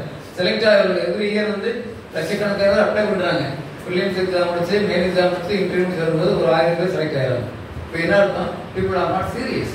நானும் ஐஏஎஸ் எக்ஸாம் போனேன், டெல்லிக்கு போனேன் அப்படின்னு சொல்லாம தவிர அதை நிர்ணயம் வச்சுங்களேன். அதில் முழுக்க நீங்கள் இன்வெஸ்ட் வித் விஷன் அப்படி வந்துட்டீங்கன்னா யூ ஆர் அவுட் வந்துடலாம். நீங்கள் திருக்குறள் வந்து 666 திருக்குறள் யாராவது சொன்னால் மகிழ்ச்சி. 666 1330 குறள் சொல்றாங்க. அது 666 முக்கியமான குறள். யாராவது சொல்ல பார்க்கலாம் ப்ளீஸ். எஸ் எண்ணிய எண்ணிய சொல்லுமா? கரெக்டா? யாரும் சொன்னீங்களே? அவ்வளவுதான். அது 66 திருக்குறள். நீங்க வந்து அங்க போர்டு ரீச் போட்டு போனா அங்க போய் அதை திரும்ப கூடாது. புரோஜா மாதத்துல வீடு கார்பரேஷன் ஸ்கூல் இருக்கு. அந்த தலைநாசிரியருடைய மாணவர் அவர் வந்து அந்த ஸ்கூல் வரும்போது 120 மாணவர்கள் வந்து 6 வயசு ஆச்சு, 800 மாணவர்கள். இப்போ அட்மிஷன் எல்லாம் போட்டு கொடுத்தாரு. கவர்மெண்ட் ஸ்கூல்ல அட்மிஷன் எல்லாம் போட்டு கொடுத்தாரு. என்ன சொல்லாரு, ஒரு ஃபங்க்ஷன்ல சொல்லாரு, எங்கள் குழந்தைகள் வரவர்கள் எல்லாமே எல்லா விதமான நெகட்டிவ் ஆஸ்பெக்ட்ஸ் இருக்கு. திரும்பியே பார்க்க மாட்டாங்க, நேராக ஸ்கூலுக்கு வருவாங்க. ஃபோக்கஸ் இப்படி அவங்களுக்கு. வாத்தியார் கேட்கிறாரு, பஞ்சவாடர்கள் பார்த்து வாத்தியார் கேட்கிறாரு, மரம் தெரிகிறதா? எல்லாரும் ஆமாங்கிறாங்க. அது என்ன சொல்றான்? இல்லைங்கிறான். சரி, கிளை தெரிகிறதா? எல்லாரும் ஆமாங்கிறாங்க. இதை இல்லைங்கிறான். பறவை தெரிகிறதா? எல்லாம் தெரிகிறதுங்கிறாங்க. அது இல்லைங்கிறான். வாத்தியார் கோமதி உனக்கு என்னடா தெரிகிறது கேட்கிறாரு. எனக்கு பறவையின் கண் மாத்திரமே தெரிகிறது. பறவையின் கண் மாத்திரமே தெரியுது. மரம் தெரியவில்லை, கிளை தெரியவில்லை, பறவை தெரியவில்லை, கண் மாத்திரமே தெரிகிறது. நான் ஐஏஎஸ் ஆனா நான் ஐஏஎஸ் மட்டும்தான். அதுக்காக வந்து ஐஏஎஸ் ப்ரிப்பரேஷன் நிறைய சென்டர் இருக்குது. எங்களுக்கு ஐஏஎஸ் சென்டர் இருக்கு. அரசாங்கம் தமிழ்நாடு அரசு வந்து ஒரு மிகப்பெரிய லைப்ரரி ஆரம்பிச்சிருக்காங்க. கேள்விப்பட்டிருக்கீங்களா? அந்த லைப்ரரிக்கு என்ன பேரு? எல்லாம் டிஜிட்டலைஸ்டு லைப்ரரி. எல்லா டிஸ்ட்ரிக்ட்லையும் ஆரம்பிச்சிருக்காங்க. பிஎஸ்சி பார்ப்பதில் அது பெரிய பிரமாண்டமான உலகம். கேள்விப்பட்டிருக்கீங்களா? போயிருக்கீங்களா? எஸ், அறிவுசார் மையம். அறிவுசார் மையம் எல்லா புக்ஸ் எல்லாம் டிஜிட்டலைஸ். எங்கள் வாத்தியாரெல்லாம் அங்கே படிச்சுட்டு வர்றாங்க. ஸோ இதெல்லாம் வாய்ப்பு. நீங்கள் வந்து ஒரு கோச்சிங் சென்டர் போய் தான் படிக்கணும்னு அவசியம் இல்லை. ஆனால் இங்கிருந்தே கூட படிக்கலாம். அந்த லைப்ரரி வீக்லி ஒன்ஸ் போனால் கூட உயர்வார். அறிவுசார் மையம் எல்லா டிஸ்ட்ரிக்ட்லேயும் ஆரம்பிச்சிருக்காங்க. ஏற்கனவே 4-5 டிஸ்ட்ரிக்ட்ல ஆரம்பிச்சிட்டாங்க. இதெல்லாம் பெரிய வாய்ப்பு. நாங்கள்லாம் படிக்கும்போது இல்லாத வாய்ப்பு இருக்கு. நான் வந்து 3 தடவை ஐஏஎஸ் ஆகி போயிடுச்சு செஞ்சுங்களேன். அப்புறம் கோச்சிங் சென்டர் கிடையாது. ஒருவேளை ஐஏஎஸ் நம்ம எல்லாம் சந்திக்க வாய்ப்பு கிடைச்சிருக்காது. இல்லாட்டி இன்னும் ஒரு நல்ல வேலையில் சந்திக்க வாய்ப்பு கிடைச்சிருக்கலாம். ஆனால் என்னன்னு சொன்னால் இப்போ வாய்ப்பு அதிகமாக இருக்கு. எல்லா வாய்ப்பு இருக்கு. படிக்கிற வாய்ப்பு அரசாங்கம் நடந்துடுறாங்க. பேரண்ட்ஸ் வந்து எல்லாருக்கும் உதவி பண்றாங்க. ஆசிரியர்கள் உதவியா இருக்காங்க. இதெல்லாம் பயன்படுத்தி வேலை வருது. ஆனால் பொறுப்புணர்வு தான் முக்கியம். ஒரு பையன் வந்து ஒரு காட்டுக்குள்ள போறான், ஒரு அப்படியே தனியாக போறான், அட்வென்ச்சர் மாதிரி போறான். ரொம்ப நேரம் 1 மணி நேரம் போயிட்டான். தண்ணி எல்லாம் திருந்து வச்சு மேலே தண்ணி தாவணும். தேடி பார்க்குறான், எங்கேயுமே தண்ணி இல்லை. சோர்ந்து போய் மரத்தடி போறான். அங்கே ஒரு வாட்டர் பைப் இருக்கு, ஒரு அடிக்கிற பம்பு இருக்கு. அங்கே போய் அடிச்சு உள்ள போறான். அங்கே ஒரு பக்கத்தில் தண்ணியே இருக்கு. தண்ணி தாவத்தோட போறான். அங்கே ஒரு பக்கத்தில் தண்ணி வச்சிருக்கு. அது போய் குடிக்கலான்னு போறான். ஆனால் ஒரு லெட்டர் எழுதியிருக்காங்க, இந்த தண்ணியை குடிச்சிடாதீங்க, பைப் ஊற்றி அடியுங்க, தண்ணி வரும், குடித்து விட்டு போகும்போது நீங்கள் குடிச்சு போட்டு போகணும்னு எழுதியிருக்கேன். நம்மளால என்ன பண்ணுவோம்? நம்ம பயந்த தண்ணி தாவோம். குத்தி குத்தி பார்க்குறான யாரும் நம்மளை கவனிக்கல. இந்த வழியாக வரப்போறது இல்லை, குடிச்சலாம்னு போகிறோம். ஆனால் நம்மளுக்கு மனசு தோணுது. இந்த மாதிரி முக்கியமான ஒரு ஆஸ்பெக்ட். ஒரு பொறுப்புணர்வு என்பது மற்றவர்கள் பார்க்காத போது நாம் சரியாக இருக்கிறோமா இல்லைங்களா? அதுதான் பொறுப்புணர்வு. ஒரு மேடம் பார்க்கும்போது வேறு விஷயம் இல்லை. அவங்க பார்க்காத போது நான் நானாக இருப்பேன், நான் மேன்மையாக இருப்பேன்னு சொன்னால் அதான் நீங்கள் வந்து இலக்கியவாதியாக வாழ்கிறீர்கள், ஒரு சத்தியமானாலும் வாழ்கிறீர்கள் இருக்கும். அந்த பையன் பார்க்குறான், திருப்பி பார்க்குறான், யாருமே பார்க்கல. பஸ்ஸி பயங்கரமான தண்ணி தாவம். இந்த போய் அவர் வரப்போறது இல்லை. குடிச்சலான்னு போனோம். அந்த லெட்டர் வந்து ஒதுக்குது, இதை குடித்து விடாதீர்கள். அவன் பார்க்குறான், சரி தண்ணி ஊற்றி அடிக்கிறான். தண்ணி வந்துச்சு. தண்ணி வந்துன்னா குடிக்கல, குடிச்சு வச்சுட்டான். முதல்ல குடிச்சு விட அப்புறம் குடிக்கிறான். குடிச்சு போய் எழுதுறான், நம்பங்களுக்கு நடக்கிறது. என்ன வரும், தண்ணி வரும், நம்பங்களுக்கு நடக்கிறது போட்டு போகிறோம். இந்த பொறுப்புணர்வு தான் முக்கியம். அதாவது தமிழ்நாட்டில் 2 அறிஞர்கள், நாகராஜன் பேர், ஜி நாகராஜன் ஒருத்தர், எஸ் நாகராஜன் ஒருத்தர். எஸ் நாகராஜன் பெரிய சயின்டிஸ்ட். நான் எம்எஸ் சாமிநாதனோட கிளாஸ் போயிட்டு இறந்துட்டாரு. ஜி நாகராஜன் நம்மளால் இந்த ஒரு புக்கில் இருக்கு, ஒரே புத்தகம் தான். உங்களுடைய பேராசிரியர் பெருமக்கள் படித்திருந்தால் மிக மகிழ்ச்சி, படியாக இருந்தால் படிக்குமாறு பணிவோடு கேட்டுக்கொள்கிறேன். நீங்களும் படிக்கலாம். ஜி நாகராஜன் ஒரு அவருடைய நாவல், ஒரு சின்ன நாவல் மாதிரி. அந்த நாவலுடைய கதைத்தலைவன் வந்து கேசவன். கேசவன் பற்றி ஒரு 4 லைன் எழுதுறாரு. அது முன்னரை அந்த ஜி நாகராஜனுடைய நாளை மற்ற ஒரு நாளை அப்படிங்கிற புத்தகம். அதில் கேசவனை பற்றி எழுதுறாரு. 4 லைன் எழுதுறாரு. என்ன சொல்றாருன்னா, அருமையான வாசகங்கள், எல்லாத்தையும் அடிக்கிற மாதிரி வாசகங்கள். நீங்கள் நினைத்திருந்தால் செய்திருக்கக்கூடிய தவறுகள், நீங்கள் சிக்கி இருந்தால் பட்டிருக்கக்கூடிய அவமானங்கள் இதுதான் அவன் வாழ்வில் நிகழ்ந்தது. கவனிக்கிறீங்களா? நீங்கள் நினைத்திருந்தால் செய்திருக்கக்கூடிய தவறுகள், சிக்கி இருந்தால் பட்டிருக்கக்கூடிய அவமானங்கள் இதுதான் அவர் வாழ்வில் நிகழ்ந்தது. இதுதான் அந்த முன்னுரை. இது எல்லாத்துக்கும் ஒர்க் பண்ணவில்ல, எல்லாத்தையும் அடிக்கொள்வது சாட்டை. ஆமா, புரியுதா சொல்லுது? திருப்பி சொல்லுவாங்க. நான் சொன்னது இந்த 4 லைன் சொல்லுங்க. கவனிச்சிங்களா? முன்னால பாப்பா நான் என்ன சொன்னேன்? ஜி நாகராஜன் அந்த புத்தகத்துல ஒரு 4 லைன் முன்னே எழுதியிருக்காரு. அதுல என்ன எழுதியிருக்காரு சொல்லுங்க. கவனிக்கல? எஸ், நீங்க யாராவது பாப்பா பாப்பா நீ சொன்ன நீங்கள் நினைத்திருந்த சொல்லுங்க திருப்பி. நீங்கள் நினைத்திருந்தால் செய்திருக்கக்கூடிய தவறுகள், சிக்கி இருந்தால் பட்டிருக்கக்கூடிய அவமானங்கள் இதுதான் நம்ம வாழ்வில் இருந்தது. இது நம்ம பார்க்கலாம், யாரும் பார்க்கலாங்க, தப்பு செஞ்சிடக்கூடாது இல்லைங்களா?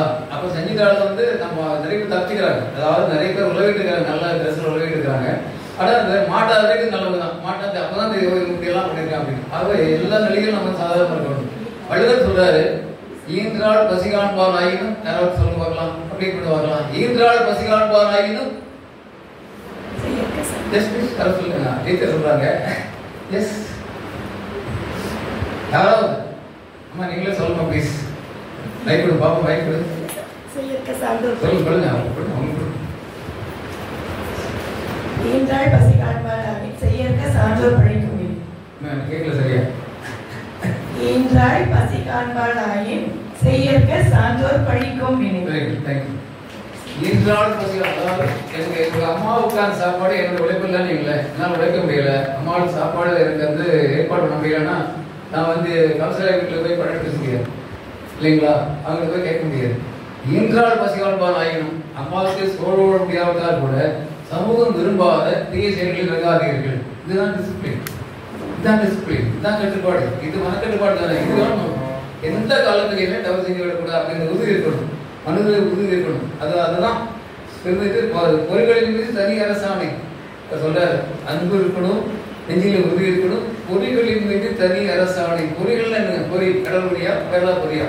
பொறிகளின் மீது தனி அரசாணை. அதுதான் லைஃப், ஹோல் லைஃப் சக்சஸ். அது மறுமலர்ச்சியா இருந்தாலும் சரி, தமிழ் மொழியாக இருந்தாலும் சரி, பெரியாருக்கு சமூக நீதியாக இருந்தாலும் பொறிகளின் மீது தனி அரசாணை. இப்படி என்னங்க பொறினா? ஐம்பொறி, ஐம்பொறிகளின் மீது தனி அரசாணை இருக்கு. அதனால அரவிந்தர் சொல்றாரு, குழந்தைகளுக்கு ஐம்பொறிகளை எப்படி பயன்படுத்துன்னு சொல்லுறோம் அப்படிங்கிறது. குழந்தைகளே அந்த ஐம்பொறிகளுக்கான வயசு வரணும் அப்படிங்கிறது. ஸ்கூலுக்கு வந்ததுக்கப்புறம் ஏபிசிடி ஆகணும்னு ஆரம்பிக்கிறான். வீட்டில் இருக்கும்போது அந்த ஐம்பொறிகள் எப்படி ஆளுவதுங்கிறது கற்றுத்தரணும், பேரண்ட்ஸ் அதை அறிவிக்கணும் அப்படிங்கிறது. அது வந்துன்னு சொன்னா நாளுக்கு நாள் வந்துடுவாங்க. ஒரு பையன் ஒரு கிராமத்துக்குள்ள ஒரு ஃபங்க்ஷன் இருக்குது, குதிரைகள் வேகமா போறோம், வேகமா குதிரைகள் போறோம். நம்ம ஐயா மாதிரி நிறுத்திக்கிறது, தம்பி விழா நடந்துட்டுடா, மாரியம்மா விழா நடந்துருக்குது, இவ்வளவு கூட்டம் நீ வாட்டுக்கு போற கிடா போற அப்படின்னு அவன் 4 மாதம் சொல்றான். எங்க போறேன்னு கேட்குறீங்களா? எனக்கு தெரியாது, குதிரைட்டு கேட்க அப்படின்னு. எனக்கு தெரியல, குதிரைட்டு கேட்க அப்படின்னு. தான் எங்கே செல்வது என்கின்ற அறிவில்லாமல் தான் பல இளைஞர்கள் இருக்கிறார்கள். குதிரைக்கு நான் தன்னுடைய மனசு தான், தன்னுடைய அறிவு தான். எங்க போகுதுன்னு தெரியல என்ன முடியும்? அப்ப தன் பொறிகளின் மீது தனி அரசாணை இல்லை. நம்ம சொல்ற மாதிரி, அதனாலதான் சொல்றாரு, உள்ளம் சொல்ற மாதிரி உடம்பு சொல்ற மாதிரி எதிர்த்து ஒரே திசையில் போகும் அப்படிங்கிற பாரதியார் இல்லையா? விசைகுரு பந்தனை போல் உள்ளம் விரும்பியோடி செல்லும் உடல் கேட்டு, விசைகுரு பந்தனை போல உள்ளம் விரும்பியபடி செல்லும் உடல் கேட்டு, இப்படி போகுது. அந்த கவிதை உருமாக போகுது. அப்ப ரெண்டுமே ஒத்து போகணும்ல. 1+1 = what? சொல்லுங்க. ஒன்றையும் ஒன்றை கூட்டினா என்ன? சொல்லுங்க. 2. இது வகுப்பறை கணக்கு, வாழ்க்கை கணக்கு. 1+1 அது கம்மியா அதிகமாகுமா? எஸ், சொல்லுங்க பார்க்கலாம். ஒன்றையும் ஒன்றையும் கூட்டினால் 2. ப்ளீஸ் சொல்லுங்க. நேரம் சொல்லுங்க, சொல்லுங்க பார்க்கலாம் ப்ளீஸ். எல்லாம் சொல்லுங்க ஒரு நிமிஷம்.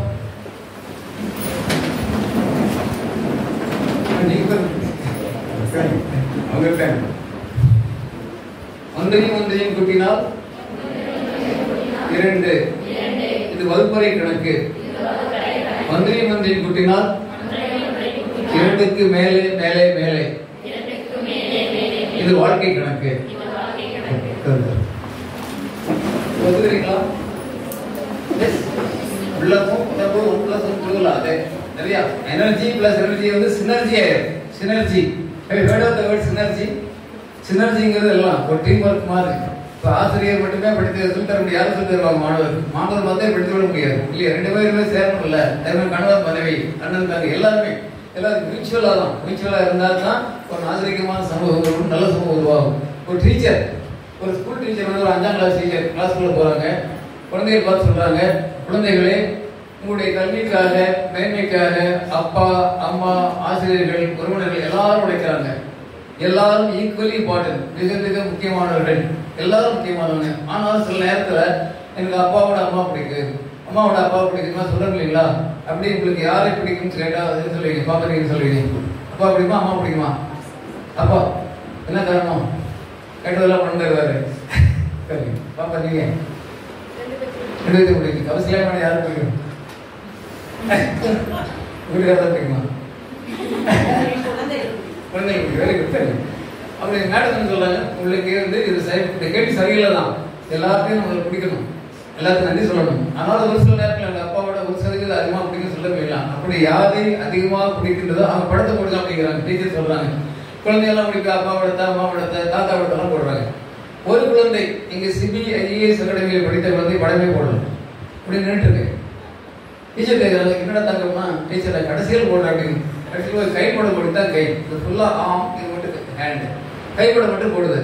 இது யார் கை தங்கம்னு கேட்கறாங்க. இது உங்க கை மேடம் அப்படிங்கிறாங்க. என் கையா? எங்க ஏற்கடா போட்ட அப்படிங்கிறாங்க. இந்த குழந்தை சொல்லுது, டீச்சர் நான் ஒரு அனாதை போல் தெருவில் விளையாண்டு இருந்தேன், நீங்க ஒரு நாள் வந்தீங்க, உங்களை பார்த்தோன்னே டீச்சர் தோணுச்சு. டீச்சர்னா பார்த்தோன்னே தோணும். என்ன சொல்றீங்க? டீச்சர்னா பார்த்தோன்னே டீச்சர் தோணும். டீச்சர் தோணுச்சு, வணக்கம் அம்மான்னு சொன்னேன், நீங்க ஒரு புன்னகை கொடுத்தீர்கள், நான் ஓடி வந்தேன், நீங்க கையை பிடிச்சிங்க. உங்கள் கை தான் கல்லுக்குள் அழைத்து வந்தது, உங்கள் கை தான் எழுத கற்றுக் கொடுத்தது, உங்கள் கை தான் வரைய கற்றுக் கொடுத்தது. என்ன சொல்றாங்க? உங்கள் கை தான் கல்லுக்குள் அழைத்து வந்தது, உங்கள் கை தான் எழுத கற்றுக் கொடுத்தது, உங்களுக்கு தான் வரைய கற்றுக் கொடுத்தது. எல்லாவற்றையும் விட முக்கியம், நான் சோர்வடைந்த பொழுதெல்லாம் உங்கள் கை தான் தோளை தட்டி ஊக்குவித்தது. இந்த சோர்வடையாம பாத்துக்கிற வேலை தான் நண்பராக இருந்தாலும் வாத்தியா இருந்தாலும் செய்யணும். இந்த கேட்ட டீச்சர் என்ன பண்ணுவாங்க? இந்த குழந்தை இப்படி சொன்னா டீச்சர் என்ன பண்ணுவாங்க? ஆனந்த கேள்வி, அவ்வளவுதான். புரியுதா உங்களுக்கு? இந்த என்னுடைய கேள்வி, இந்த அந்யோன்யம் ஒரு ஆசிரியருக்கும் மாணவருக்கும் அல்லது மாணவிக்கும், அப்பாவுக்கும் அம்மாவுக்கும் இடையில, சகோதர சகோதரர்கள் இடையே இருந்ததுன்னா ஒரு நாகரிகமான சமூகம் அமையுமா அமையாதா? எஸ். இந்த அந்யோன்யம் இருந்ததுன்னா, இந்த நேசம் இருந்தால் ஒரு நல்ல சமூகம் அமையுமா அமையாதா? நம்ம எல்லாம் சொல்றோம், ஆசிரியர்கள்லாம் சொல்லி தராங்க, தமிழ் வாத்தியார் சொல்லி தராங்க, ஹிஸ்டரி வாத்தியார் சொல்லி தராங்க, நம்முடைய நாகரிகத்துக்கு எல்லாம் சொல்லி தராங்க, கோவிந்தர் நாகரிகம் எல்லாம் சொல்லி தராங்க இல்லையா? அது நிறைய சொல்லி தராங்க. நம்ம பெரிய நாகரிகத்துக்கு சொந்தக்காரன்னு சொல்றாங்க. பெரும்பாலான நாகரிகங்கள் அது நதிக்கரையிலே தோன்றியதா சொல்றாங்க, அப்படித்தானே? பெரும்பாலான நாகரிகங்கள் ஆற்றக்கரைகளிலே நதிக்கரையிலே தோன்றியதான் சொல்றாங்க. ஒரு கோயம்புத்தூர்ல ஒரு கவிஞர் கேட்கிறாரு, நாகரிகமே நீ நதிக்கரையில் தோன்றினாயாமே, நதிக்கரையில் தோன்றியுமோ உங்களது உழவு அழுக்கு. நாகரிகமே நீ நதிக்கரையில் தோன்றினாயாமே, நதிக்கரையில் தோன்றியுமோ உங்களது உழவு அழுக்கு. என்ன பதில் சொல்றது? அங்க அழுக்கு இருக்கா? இன்னும் குளிக்கிறோம்ல, அழுக்கு இருக்கா? நிறுத்து சொல்றாரு வாணிதாசன், வாயில் அழுக்கு இந்த நீர் எடுத்து கொப்பளித்தேன், கொப்பளித்து கொப்பளித்து கொப்பளித்து கொப்பளித்து பார்த்தால் நீரே போதவில்லை. வாயில் அழுக்கு இந்த நீர் எடுத்து கொப்பளித்தேன், கொப்பளித்து கொப்பளித்து கொப்பளித்து கொப்பளித்து பார்த்தால் அழுக்கே போதவில்லை, விசாரித்து பார்த்தால் நீரே அழுக்கு. அழுத்தமையில கொப்பளி எப்படி போதும் இல்லைங்களா? நினைச்சு பாருங்களேன். அதனால நம்ம கூட அழுக்கெல்லாம் வெளி போகணும், என்ன பண்ணணும்? படிக்கணும். எவ்வளவு படிக்கிறது, எத்தனை நாளைக்கு படிக்கிறது, எப்போ உங்களுக்கு செம் எக்ஸாம் எப்போங்க? நெக்ஸ்ட் செம் எக்ஸாம் எப்போங்க? April first. ஏப்ரல் ஃபர்ஸ்ட்னா லீவா தான் இருக்கு. அதிகாரிகள் நம்ம சார் ஏப்ரல் 4th எக்ஸாம் ஆரம்பிக்குது. பாப்பா ஏதாவது எஸ் பாப்பா நில்லுமா, இந்த ப்ளூ நீங்க தான் நில்லுங்க. ஏப்ரல் 4th எக்ஸாம் அப்படியே சமண போட்டு பண்ணிட்டு ஜாங்க ரைட். பாப்பா வெளியே நீங்க தான் இல்லை. ஏப்ரல் 4ஆம் தேதி எக்ஸாம், சரியா? ஏப்ரல் 3ஆம் தேதி எத்தனை மணி நேரம் படிப்பீங்க? ஏப்ரல் 4ஆம் தேதி தேர்வு இருந்தால் ஏப்ரல் 3ஆம் தேதி எத்தனை மணி நேரம் படிப்பீங்க? சத்தமா சொல்லுங்க. 5 மணி நேரம் படிப்பீங்க. முன்னாளுக்கு பாப்பா சொல்லுங்க. 4 மணி நேரம். 4 மணி படிப்பீங்க. Very good. நீங்க எஸ் யாரும் சொல்லுங்க. ஏப்ரல் 3ஆம் தேதி எத்தனை மணி நேரம் படிப்பீங்க? சொல்லுங்க. சொல்லுமா சீக்கிரம். 1 மணி நேரம் படிப்பீங்க. ஏதாவது நாளைக்கு தேர்வு என்றால் இன்றைக்கு நான் படிக்கவே மாட்டேன் என்று சொல்லி எத்தனை சொல்லுவீங்க? Very good very good very good. இதுதான் படிப்பு, இதுதான் படிப்பு, இதுதான் படிப்பு. புரியுதா? ஏப்ரல் எக்ஸாம் தானே படிக்கூடாது, அதுதான் படிப்பு. நிஜமாவே அதுதான் படிப்பு. கிராமத்தில் வந்து ஒரு பழமொழி சொல்லுவாங்க, விடிந்ததுக்கு பின்னால் தோட்டத்துக்கு போகக்கூடாது. Please listen. காலையில் வெடிஞ்சதுக்கு பின்னால் தோட்டத்துக்கு போகக்கூடாது, வேலை செய்யறது. வெள்ளாமல் காட்டுக்கு வேலை கட்டக்கூடாது. புரியுதுங்களா நான் சொல்றது? நான் சொல்றது புரியுதா? காலையில் வெடிஞ்சதுக்கு பின்னால வேலை செய்யற இடத்துக்கு போகக்கூடாது, வெள்ளாம் போட்ட காட்டுக்கு வேலை கட்டக்கூடாது. இது அர்த்தம் மாதிரி இருக்குதா? ஏதாவது விடுகிற மாதிரி இருக்கா? ஏதாவது புரியுமா இருக்கா? புரியுதா உங்களுக்கு நான் சொல்றது? காலையில் வெடிஞ்சதுக்கு பின்னால காட்டுக்கு போகக்கூடாது, வெள்ளாமைக்கிற அந்த வயலுக்கு வேலை கட்டக்கூடாது. What does it mean? சொல்லுமா, சொல்லுங்க. என்ன டவுட் உங்களுக்கு? வெள்ளாம்னா பயிர், நெல், ராகி, சோளம்லாம் போட முடியல, அதான் வெள்ளாம். என்ன சொல்றாங்க? பயிர். இந்த வயலுக்கு போன வேலைக்கு போகணும்ல, என்ன சொன்னாங்க? வெடிஞ்சதுக்கு முன்னாடி போகக்கூடாது, அப்படி 6 o'clock நீ போகக்கூடாது. இப்போ இந்த வெள்ளாம் பார்த்துக்கு வேலை கட்டக்கூடாது. இது சரியா தப்பா? சரியா? அது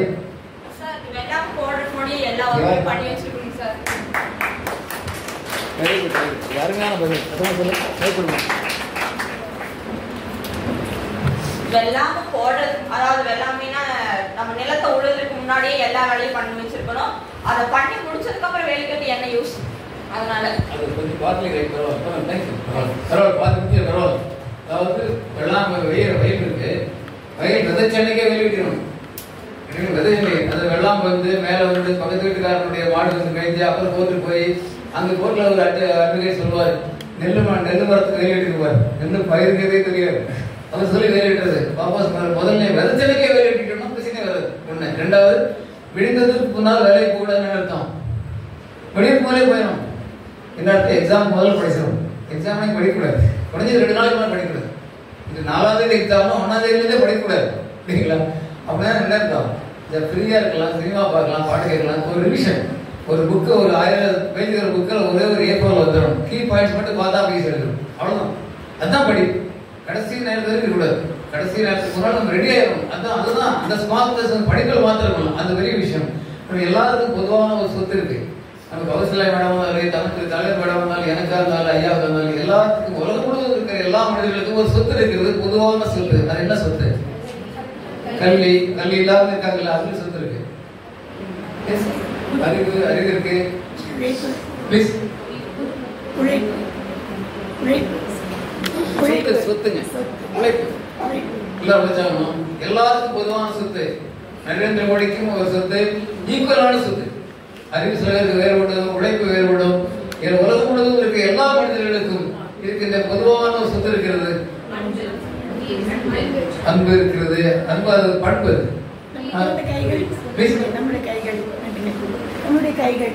கைகள் உழைக்கிறது.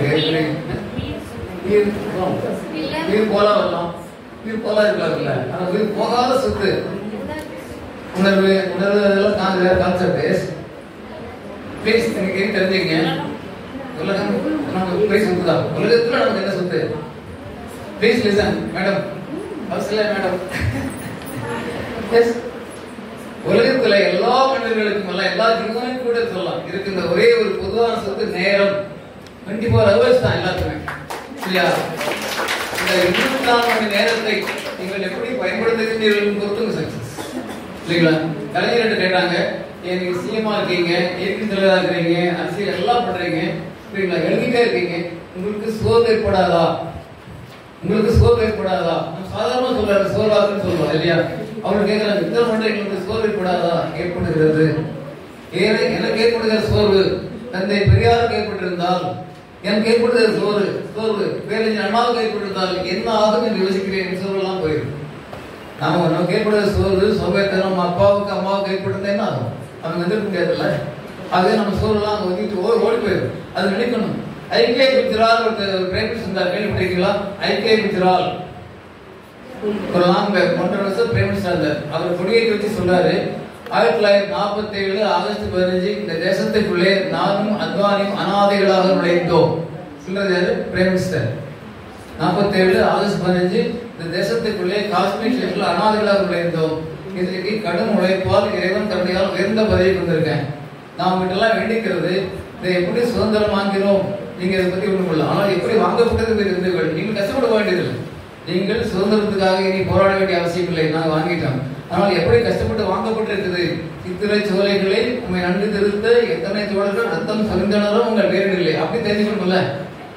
நம்ம நல்லா ட்ரெஸ் போட்டு வந்திருக்கிறோம், மகிழ்ச்சியா இருக்கும். இந்த மகிழ்ச்சி காரணமாக அப்பா அம்மாவும் அவங்க கஷ்டம் நாம் கஷ்டப்பட வேண்டாம், அது தெரியணும்ல.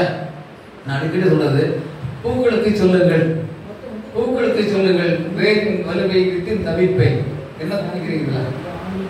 நீங்கெல்லாம் பூக்கள் வச்சுக்கல, பூக்களுக்கு சொல்லுங்கள் வேரின் வலுவை வித்தின் தவிப்பை. நம்ம அம்மா அப்பா தான் வேறு, அவங்க உழைப்பு தான் தவிப்பு. அதை தெரிஞ்சுதான் பூக்கள் எல்லாம் ஒழுங்கா இருப்பான், தடம் மாறியே மாட்டாங்க. வந்து ஒரு இயல்பாக பகிர்ந்துக்கிறேன். ரஷ்யாவில் ஒரு காதல் கவிதை. ஒரு பொண்ணு சொல்லுது, அந்த பையன் கிட்ட கேட்குது, நான் முதல்ல சொன்னேன்ல அங்கே அப்பா அம்மாலாம் வேற வீட்டுக்கு போய் சொன்னல, அனுப்பிச்சியா? அனுப்பிச்சிட்டேன். இப்போ நீ காதலிக்கிறியா? சரி. உங்கள் தங்கச்சி வேற வீட்டுக்கு போய் சொன்னல, போய் அனுப்பிச்சிட்டேன்.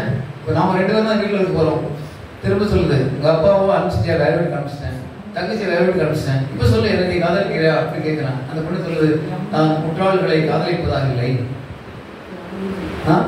முற்றாள்களை காதலிப்பதாக இல்லை. இது ரஷ்ய கவிதை. நம்ம ஒரு இப்படி பொண்ணு சொன்னாங்கன்னா அதை இருக்கும் சொல்லணும் இல்லைங்களா? எத்தனை விஷயம் சாதாரண நம்முடைய ஃபோக்கஸ் என்ன? படிப்பு தான். ஹையஸ்ட் போஸ்ட் சமூகத்துக்கு பயன்படுது. நாம் முன்னேறணும், நல்ல போஸ்ட்டுக்கு வரணும், சமூகத்துக்கு பயன்படும். முதல்ல நமக்கு பயன்படுது, அப்பாவுக்கு பயன்படுது, சமூகத்துக்கு பயன்படுது. வேற என்ன? அதாவது மதெல்லாம் உருவாக்கும். எந்த விதமான வேற எந்த சக்தியும் நம்மளை வந்து டிஸ்டர்ப் பண்ணிடக்கூடாது. ஒரே ஃபோக்கஸ் படிப்பு படிப்பு படிப்பு. அறப்படி, பொருள்படி, இன்பப்படி, அத்தோடையும் அத்துப்படியாக படிப்படி, படிப்படியாக படி, விடாப்படியாக படி. அவ்வளவு. படியாவிட்டால் நாம் உருப்படியாவதை படி படி. சொல்லுமா? நீங்க சொல்லு, எல்லாரும் திரும்பி சொல்லலாம். அறன்படி, பொருள்படி, இன்பம்படி, அத்துணையும் அத்துப்படி ஆகும்படி படி, படிப்படியாக படி, விடாப்படியாக படி. படியாவிட்டால் நாம் உருப்படியாவது படி படி. அவ்வளவுதான். ஆபிரகாம் கேள்விப்பட்டிருக்கீங்களா? Abraham Lincoln. Abraham Lincoln. நீங்க எல்லாம் நாளைக்கு வாத்தியாராக எல்லாம் பெரிய பெற்றோர்களாக போறீங்க, பெரிய பொறுப்பாக போறீங்க. ஆபிரகாம் சொன்ன ஒரு செய்தி, முக்கியமான செய்தி. அவருடைய பிரசிடண்டா இருக்கும்போது தன்னுடைய மகனுடைய வகுப்பாசிரியர்கள் கட்டுப்படுகிறார். மகனின் வகுப்பாக அதுல எல்லாம் சோசியல் ஜஸ்டிஸ் இருந்தது, உலக நீதி வந்துருது, சமூக நீதி வந்துருது, எல்லாம் மறுமலர்ச்சியும் வந்துருது. அவர் வந்து அவர் கடிதம் எழுத வகுப்பாசிரியர் ரொம்ப மரியாதையாக கடிதம் எழுதார். ஐயா, நீங்கள் எல்லா பாடங்களையும் நன்றாக சொல்லித் தருவீர்கள் எனக்கு தெரியும். ஆனால் பாடங்கள் என்பது வகுப்பறைக்கு வெளியேயும் இருக்கின்ற என்பதையும் தயவு செய்து சொல்லிக் கொடுங்கள். வானத்தின் நட்சத்திரங்களை பார்க்க சொல்லுங்கள், ஆறுகளை பார்க்க சொல்லுங்கள், மீன்களை பார்க்க சொல்லுங்கள், நல்லா கத்துக்கணும். எல்லாம் நிறைய சொல்லிட்டு வராது. முக்கியமான ஒரு செய்தி, பெற்றோர்கள் இதை சொல்லிக் கொடுத்தால் சமூகம் மாறி போய் நாளைக்கே மாறி. இந்த ஒரு செய்தி என்ன சொல்லாருன்னா,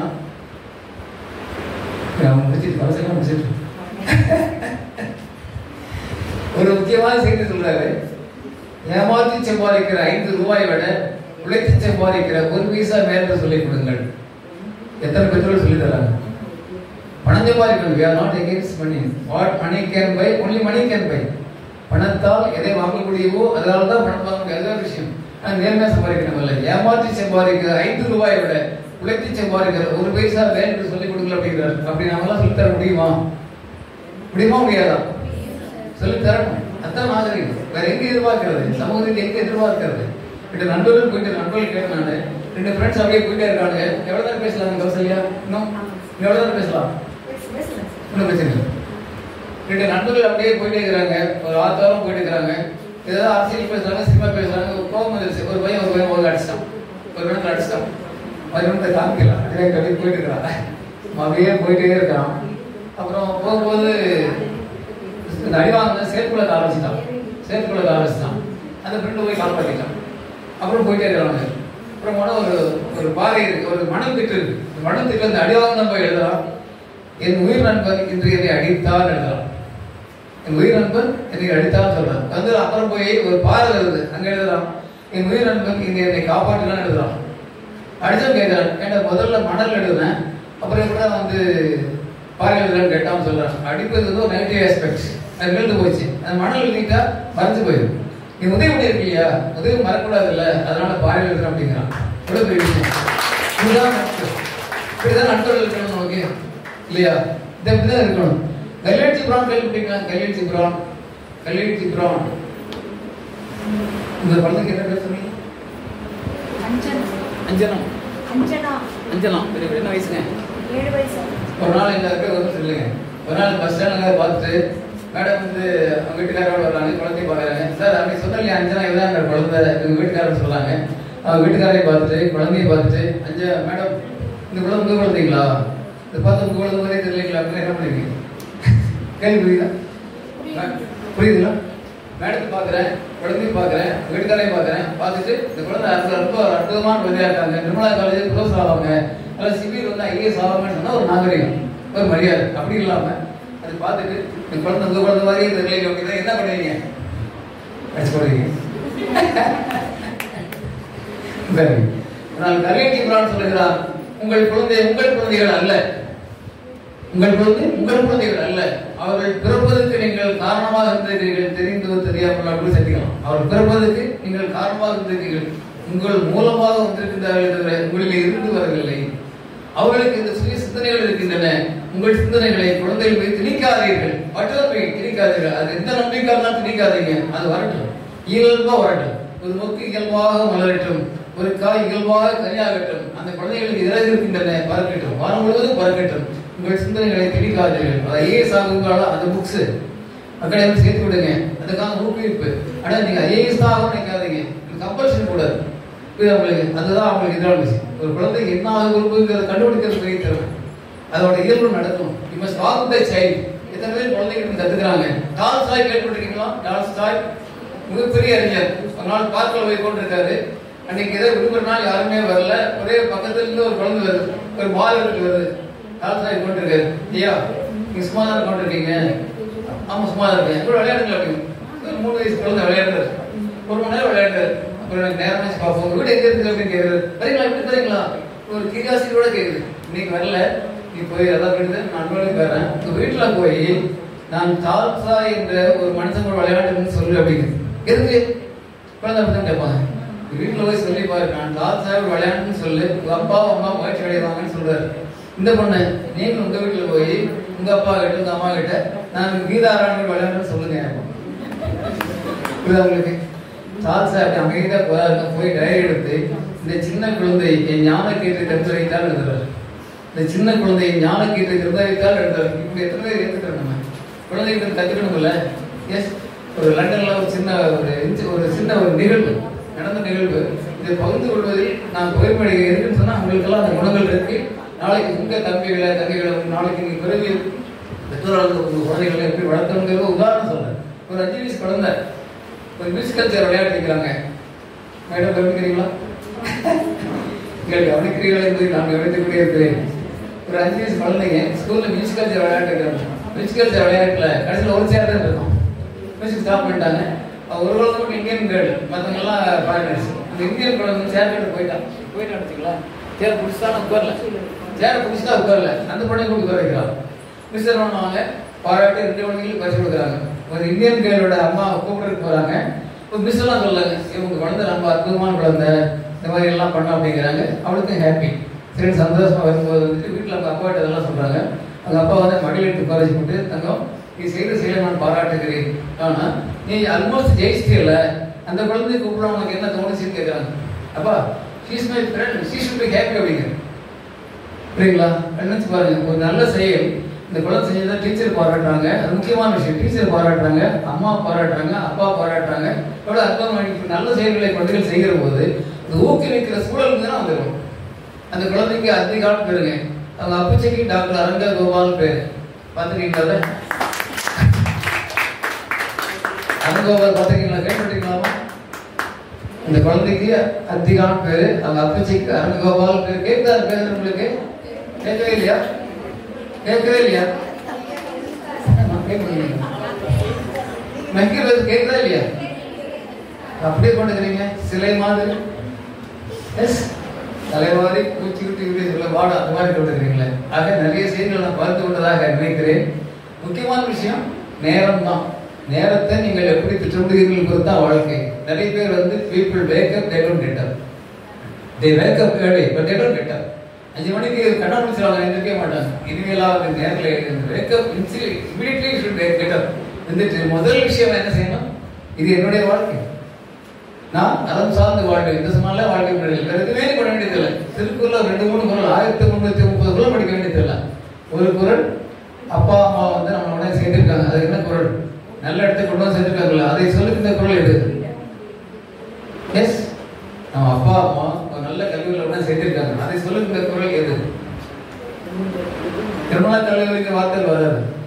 எஸ், யாராவது? தந்தை மகன் காற்று உதவி. எஸ், அவையத்து முந்தி இருப்ப செயல் மனக்கலஸ்டாக உள்ள. நீங்க என்ன பண்ணணும்? இந்த குழந்தையை பெறுவதற்கு நான் எந்த தவம் செய்தேனே என்று அப்பா அம்மா மகிழ்ச்சி அந்த மாதிரி நீங்க வந்துடணும். அப்படி வந்துட்டீங்கன்னா அம்மாவுடைய மைண்ட்ல என்ன வரும்? இன்று உலகம் பெறுவதற்கும் தன் மகளை தன் மகனை ரெண்டு ஒன்றுதான். தன் மகளை மகளை சான்றோம் என்ன கேட்ட தாய். அப்படி வர வேண்டியது நான் நினைக்கிறேன். வாழ்த்துக்கிறேன். இதுதான் உங்களுக்கு ஒரு நிமிஷம் எல்லாம் நிற்பீங்களா? வருங்களா? உறுதிமொழி. நான் பிறந்தவுடனே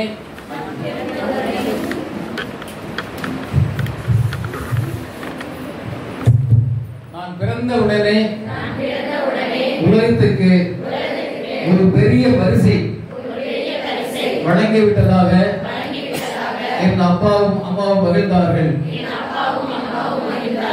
நான் எழுமுன் எழுந்து நான் சாப்பிட்டதும் சாப்பிட்டு நான் அழுத போதெல்லாம் அழுது நான் சிரித்த போதெல்லாம் சிரித்து சின்ன வயதிலேயே மிகப்பெரிய ஆளுமையாக நான் வருவேன் என்று கனவு கண்ட